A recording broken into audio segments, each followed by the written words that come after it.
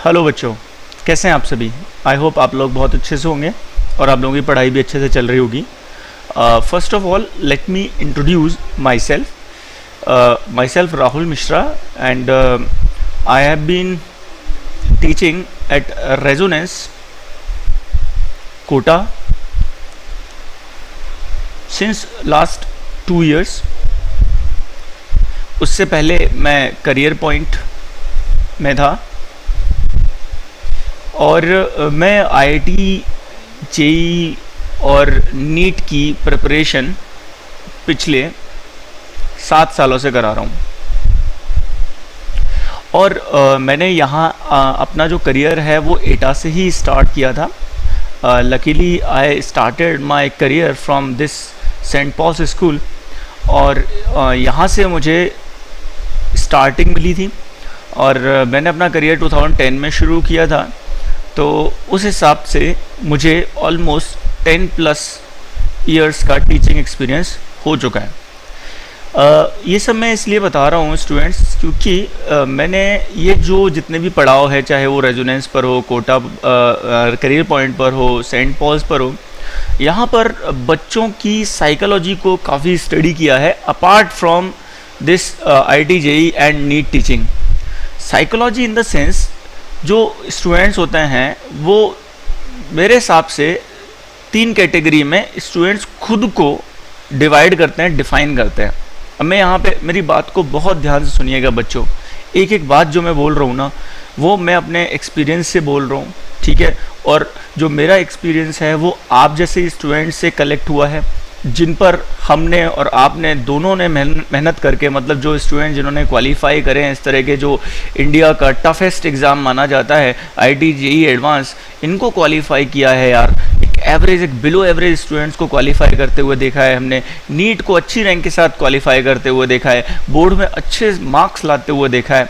तो यार ये सारा एक्सपीरियंस जो है वो मैं अब आज के लेक्चर से आगे आप लोगों से साझा करूंगा और इन सब चीज़ों से मैं आपको एक चीज़ साबित करूंगा कि यार हम लोग अपने आप को खुद अंडर एस्टिमेट करते हैं। हम लोग जो कहते हैं ना कि फ़िज़िक्स यार टफ़ है, मेरे से नहीं होती फ़िज़िक्स, हम लोग अंडर एस्टिमेट करते हैं बच्चों।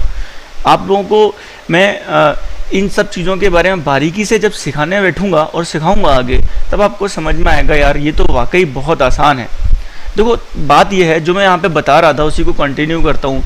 स्टूडेंट्स क्या है ना, पिछले एक्सपीरियंस के हिसाब से, मतलब जो उनका 9th में एक्सपीरियंस रहा, 10th में रहा, 11th में रहा, उसके हिसाब से वो खुद को जिस कैटेगरी में डिवाइड करते हैं वो ऐसे कुछ बोला जाता है कि यार कुछ जीनियस होते हैं, मतलब एक्स्ट्रा ऑर्डिनरी होते हैं स्टूडेंट्स, ठीक है, कुछ एवरेज स्टूडेंट्स होते हैं, कुछ बिलो एवरेज होते हैं, ठीक है। तो इस तरह से स्टूडेंट्स, मतलब वो खुद को ऐसा नहीं बोलते कि यार वो जीनियस है, ऐसा कोई नहीं बोलता, बट वो अपने आप ही इस कैटेगरी को बिलोंग करने लगते हैं, ऐसा उनकी सोच उन्हें बनाती है। बहुत ज़्यादा कॉम्प्लिकेट ना करते हुए मैं बिल्कुल सिंपल तरीके से आपको एक चीज़ बताना चाहता हूँ कि यार ये सब ना मन का इल्यूज़न है, मन का भ्रम है। जो ये पहली बात तो ये जो एवरेज और बिलो एवरेज वाली कैटेगरी है ये होती ही नहीं है, ठीक है।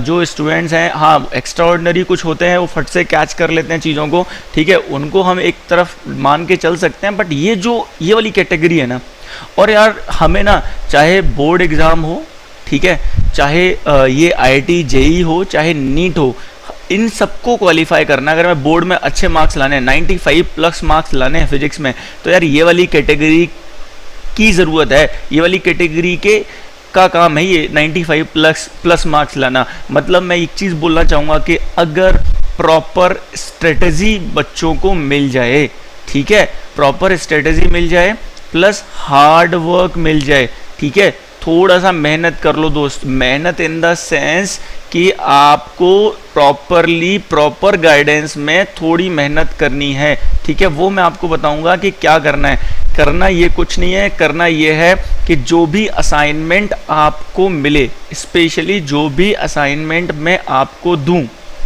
वो असाइनमेंट आपको क्या करनी है, वो असाइनमेंट आपको कंप्लीट करनी है हर हाल में। कोई अगर स्टूडेंट आके मेरे से इतना कमिटमेंट कर दे, ध्यान से समझना मेरी बात को, and I mean my words, एक कमिटमेंट कर दे कि सर आप कोई भी असाइनमेंट दोगे मैं हर हाल में कंप्लीट करूंगा या करूंगी, ठीक है। मतलब अब ऐसा नहीं है कि यार मैं आपसे बोल दूंगा कि जाओ 100 सवाल करके लाओ, है ना, ऐसा नहीं बोलूँगा, ठीक है। जो प्रैक्टिकली फिजिबल हो, जो इजीली आप लोग कर सके, अटेम्प्ट कर सके, वो असाइनमेंट मैं आपको दूंगा और देता हूँ, ठीक है ना। मतलब हार्डली 10 से 12-15 क्वेश्चंस डेली, ठीक है, ठीक है। अब ये कोई बहुत ज़्यादा काम नहीं है दोस्त। अगर आपको इतना, अगर आप एस्पायर करते हो, इतना आप एक्सपेक्ट करते हो 95 प्लस मार्क्स या IIT-JEE या नीट का ख्वाब देखते हो, तो 10 to 15 क्वेश्चंस पर डे ये मामूली बात है बच्चों। Are you getting my point? तो अब ना दुनिया भर की बातों को एक साइड में रखते हैं दोस्त, और अब मैं काम की बात करता हूँ। आज से हम आगे फिजिक्स पढ़ेंगे, जो जहाँ तक आपने अभी तक पढ़ा हुआ है उसके आगे कंटिन्यू करेंगे। बेसिकली मैं आपको करंट इलेक्ट्रिसिटी एक्सप्लेन करूँगा, यहाँ से स्टार्ट करूँगा, ठीक है। और मैं अपनी जो टीचिंग मेथडोलॉजी है उसका आइडिया दे देता हूँ, ठीक है। बाकी सब चीज़ें चलती रहेंगी, लेकिन एक चीज़ आपको ध्यान रखनी है कि कुछ पार्ट पर मुझे आपका कंट्रीब्यूशन चाहिए, आपका कमिटमेंट चाहिए कुछ पार्ट पर, ठीक है। और बाकी सब जिम्मेदारी मेरी है आपकी फिजिक्स को लेकर। डेफिनेटली क्या कमिटमेंट चाहिए सुनिए ध्यान से। अगर कोई ये कमिट कर पाता है और अपने कमिटमेंट पर खरा उतरता है, तो फिर उसके मार्क्स की, उसकी फिजिक्स की जिम्मेदारी मेरी है। और मैं ये पूरी बात कंफर्म, इतना कॉन्फिडेंस से ये कह पा रहा हूँ अपने एक्सपीरियंस से, ठीक है ना। मैंने स्टूडेंट्स को बहुत अच्छा करते हुए देखा है। अब कमिटमेंट कहाँ चाहिए? एक तो जो मैंने थोड़ी देर पहले आपसे बोला कि यार असाइनमेंट ना दोस्त, ये असाइनमेंट आपकी पूरी होनी चाहिए, और मैं ज़्यादा से ज़्यादा 10 से 15 सवाल ही दूंगा पर डे, ठीक है। ये 10 to 15 क्वेश्चंस आपको मिलने वाले हैं पर डे। इनको कंप्लीट कर लो यार, कोई बड़ी बात नहीं है, ठीक है ना। अच्छा, ये 10-15 जो सवाल हैं ये बहुत टफ नहीं होंगे, ये बहुत आसान होंगे। हार्डली आपको 10-15 सवाल करने में आधा घंटा लगेगा, ठीक है। एक आध हो सकता है टफ क्वेश्चन हो, तो वो अपन देख लेंगे, वो उसका कोई इतना है नहीं प्रॉब्लम। चलो दूसरी बात, एक असाइनमेंट वाली बात हो गई। ये मैं बाद में बात करूंगा कि मैं क्या पढ़ाऊंगा, कैसे पढ़ाऊंगा, लेकिन आपकी कमिटमेंट, दिस कम्स फर्स्ट यार। इसकी डिमांड है, इसकी रिक्वायरमेंट है। अगर यहाँ पे, पता है स्टूडेंट्स यहीं पे फेल हो जाते हैं। अगर यहाँ पे आपने डटे रहे और यहाँ पे आपने अपने आप को सही साबित कर दिया, तो फिर देखना आपका रिजल्ट आपको आने वाले 2-3 महीनों में ही पता चल जाएगा। तो एक तो ये असाइनमेंट वाली बात थी। दूसरी बात पंक्चुअलिटी, ठीक है। आप लोगों की जो पंक्चुअलिटी है क्लास में, अटेंडेंस, पंक्चुअलिटी से मेरा मतलब अटेंडेंस से है। अगर आपकी अटेंडेंस मेरी क्लास में 95 से 100% रहती है, ठीक है, बीमारी वाला केस हटा दो, ठीक है, इतनी अटेंडेंस रहती है, तो ये एक बहुत बड़ा फेवर होगा आप लोगों के लिए ही, आप लोगों को अगर सब्जेक्ट अच्छे से सीखना है तो।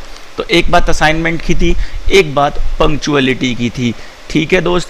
दूसरी बात एक और है, प्रॉपर नोट्स मेकिंग, ठीक है। ये बात मैं, क्योंकि ये फर्स्ट लेक्चर है, तो इसी लेक्चर में मैं क्लियर कर देता हूँ आप लोगों को। बहुत अच्छे से नोट्स बनाइएगा, और इसको ना मैं मॉनिटर करूँगा, ये आप ध्यान रख लेना, ठीक है ना। अगर मेरे हिसाब से, जैसे मैं बता रहा हूँ, अगर आप नोट्स बनाने में गड़बड़ करते हो, अगर आप, पहले तो मैं आप लोगों को पूरा गाइडेंस दूंगा, पूरा तरीका बताऊंगा यार कि कैसे आप नोट्स बनाओ, ठीक है। बट अगर आप मेरे हिसाब से काम नहीं करोगे, मैं आपको क्लियरली बता दूंगा कि आपकी स्टेज क्या है, whether you will be able to achieve your target और नॉट। तो यार ये नोट्स मेकिंग बहुत इंपॉर्टेंट है, इसके बारे में बताऊंगा कि कैसे नोट्स बनाने हैं, ठीक है ना। इन पर बहुत ज़्यादा फोकस्ड रहना है। तो एक तरह से होमवर्क हो गया, अटेंडेंस हो गई आपकी, आपको अटेंड करना ही करना है लेक्चर हर हाल में, और तीसरा प्रॉपरली नोट्स बनाओ यार, ठीक है ना। और उसके बाद एट लास्ट, ठीक है, ये मतलब रिवीजन वगैरह रह जाता है, ठीक है ना, और टेस्ट पेपर्स वगैरह, इनकी प्रैक्टिस वगैरह, ये सब छोड़ दो खैर, ठीक है ना। आप लोगों को इन 3 चीज़ों पे ध्यान देना है, इन 3 चीज़ों पे फोकस्ड रहना है। आज से ही अपने आप से ये वादा कर लो, ठीक है, कि सर कुछ भी हो जाएगा, ठीक है, चाहे आंधी आए, तूफान आए, चाहे कोविड आए, कोविड तो चल ही रहा है यार वैसे भी, ठीक है ना, लेकिन उससे अगर देखो, वैसे तो बहुत बड़ी प्रॉब्लम है, महामारी है, पेंडेमिक है, बट आप लोगों के पॉइंट से ये एक बहुत अच्छा टाइम है बच्चों, जिसको आप अगर तरीके से, क्योंकि आप लोग ना साइंस स्टूडेंट्स हो, ठीक है, आप लोगों के पास हर चीज़ की एक वजह होनी चाहिए, ठीक है। आप लोग अपना टाइम वेस्ट कर रहे हो तो क्यों कर रहे हो, टाइम को यूटिलाइज करना है तो क्यों करना है, हर चीज़ की वजह होनी चाहिए। तो यहाँ पे इस पैंडमिक का आपसे कोई लेना देना नहीं है, ठीक है। यस, फैमिली पर है जिम्मेदारी, पेरेंट्स पर है जिम्मेदारी, बट यार why you all are affecting your studies. आपको स्टडीज़ पर अफेक्ट नहीं डालना है बिल्कुल भी, जैसे चल रही है। और पता है, मैं तो कहूँगा ये आप लोगों के लिए एक तरह से गोल्डन अपॉर्चुनिटी है, आप लोगों के लिए एक प्लस पॉइंट है, ठीक है। क्या प्लस पॉइंट है साहब? प्लस पॉइंट ये है कि यहाँ पर आपको ज़्यादा टाइम मिल रहा है पहले से, अगर आप ध्यान दो तो, ठीक है ना। आप लोगों को एक्चुअल जो क्लासेस जब स्टार्ट हो जाएगी ना ऑफलाइन, तब उतना टाइम नहीं मिल पाएगा जितना टाइम अभी मिल पा रहा है, ठीक है। कुछ स्टूडेंट्स की ये प्रॉब्लम है कि ऑनलाइन नेट नहीं आता, तो उसके लिए तो रिकॉर्डेड लेक्चर है ही। जब आपको लगता है, पहले तो सेलेक्ट कर लो प्रॉपर। कहीं ना कहीं मैंने ये देखा है कि किसी न किसी प्लेस पर कोई एक पर्टिकुलर नेटवर्क ऐसा होता है जो अच्छे से काम करता है, ठीक है। तो पहले तो आप नेटवर्क सेलेक्ट कर लो, ठीक है, उसी नेटवर्क को आप परचेज कर लो, उसी नेटवर्क को आप सब्सक्राइब कर लो।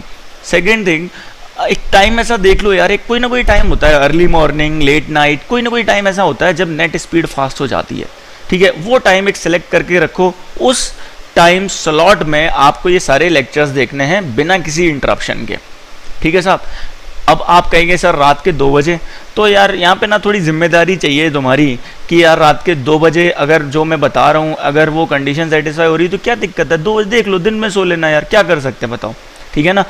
ओवरऑल ये है कि डिस्टर्ब नहीं होने देनी है अपनी स्टडीज़, क्लियर, ठीक है ना।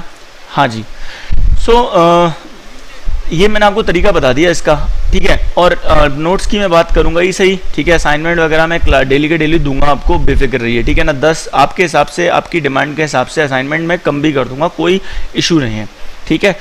अब थोड़ा सा मैं आपको बताता हूँ, पढ़ाता हूँ, ठीक है। Let's start learning now.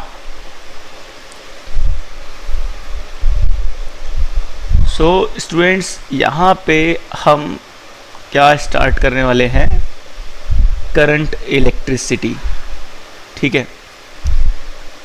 एक सेकेंड, ओके। सो बच्चों, सबसे पहले ना मैं आपको इसका ना एक्सप्लेनेशन देता हूँ, इसका ओवरव्यू देता हूँ, ठीक है। अभी ना नोट्स नहीं बनाइएगा, अभी कुछ नहीं लिखिएगा आप, ठीक है। अभी मैं थोड़ा सा इसके बारे में समझा रहा हूँ, ठीक है। आज का जो लेक्चर है इसमें थोड़ा सा समझाऊंगा, उसके बाद आप नेक्स्ट लेक्चर से प्रॉपर नोट्स बनाइएगा, ठीक है। बच्चों, करंट इलेक्ट्रिसिटी, सबसे पहले समझ लो, एक बहुत इंपॉर्टेंट चैप्टर है, ठीक है। क्या है ये? एक बहुत इंपॉर्टेंट चैप्टर, ठीक है। अब कैसे इंपॉर्टेंट है ये सुनो, ठीक है। कैसे इंपॉर्टेंट, क्या खास बात है इसमें, क्यों है ये इंपॉर्टेंट, ये सुनो। देखो यार, पहली बात ये है कि इसका वेटेज बोर्ड एग्जाम में तो फिक्स रहता है दोस्त, लेकिन IIT JEE और नीट में इसका वेटेज बहुत ज़्यादा है, ठीक है, हाई वेटेज। पहली बात, बोर्ड के लिए भी इंपॉर्टेंट है यार। मैं हर स्टूडेंट के मतलब की बात करूंगा, जितने भी सुन रहे हो, चाहे वो किसी भी कैटेगरी को, सो कॉल्ड कैटेगरी को बिलोंग करते हो, हर स्टूडेंट के मतलब की बात कर रहा हूँ, ठीक है। तो एक तो ये है कि इसका वेटेज बहुत ज़्यादा है, ठीक है। दूसरा ये है बच्चों कि यार ये ना बहुत ज़्यादा कंटेंट नहीं है इसमें, नॉट वेरी मच कंटेंट, ठीक है।